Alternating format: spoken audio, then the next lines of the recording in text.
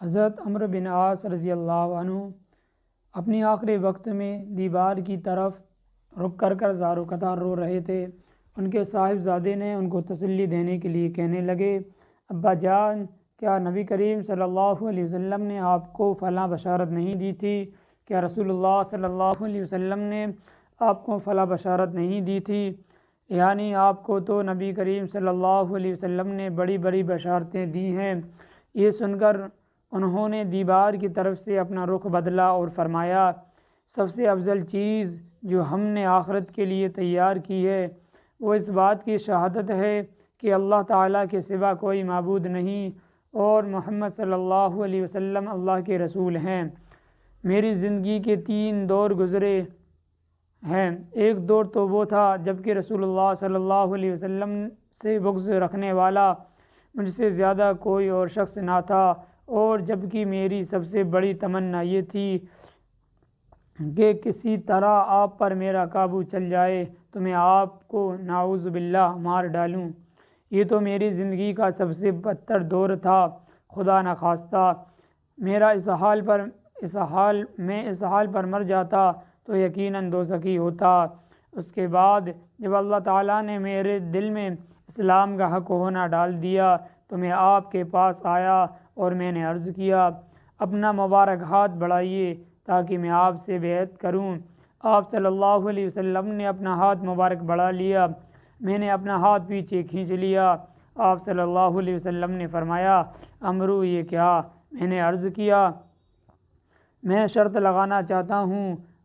آپ صلی اللہ علیہ وسلم نے فرمایا، کیا شرط لگانا چاہتے ہو؟ میں نے کہا، یہ کہ میرے سب گناہ معاف ہو جائیں۔ آپ صلی اللہ علیہ وسلم نے ارشاد فرمایا، عمرو کیا تمہیں خبر نہیں کہ اسلام تو کفر کی زندگی کے گناہوں کو تمام قصہ ہی پاک کر دیتا ہے، اور ہجرت بھی پچھلے تمام گناہ معاف کر دیتی ہے، اور حج بھی پچھلے سب گناہ ختم کر دیتا ہے۔ یہ دور وہ تھا جب کہ آپ سے زیادہ پیارا، آپ سے زیادہ بزرگ اور برتر میری نظر میں کوئی اور نہ تھا۔ آپ کی عظمت کی وجہ سے میری یہ تاب نہ تھی کہ کبھی آپ کو نظر بھر دیکھ سکتا۔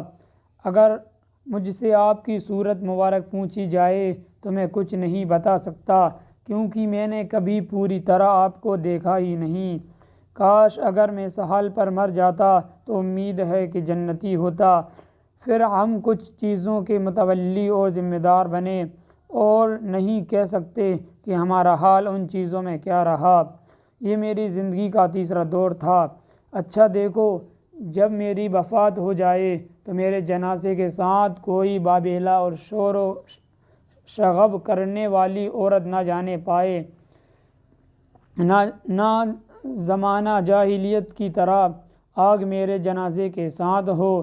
جب مجھے دفن کر چکو تو میری قبر پر اچھی طرح مٹی ڈالنا، اور جب فارغ ہو جاؤ تو میری قبر کے پاس اتنی دیر ٹھہرنا جتنی دیر میں اونٹ ذبح کر کے اس کا گوشت تقسیم کیا جاتا ہے، تاکہ تمہاری وجہ سے میرا دل لگا رہے اور مجھے معلوم ہو جائے کہ میں اپنے رب کے بھیجے ہوئے فرشتوں کے سوالات کے جوابات کیا دیتا ہوں۔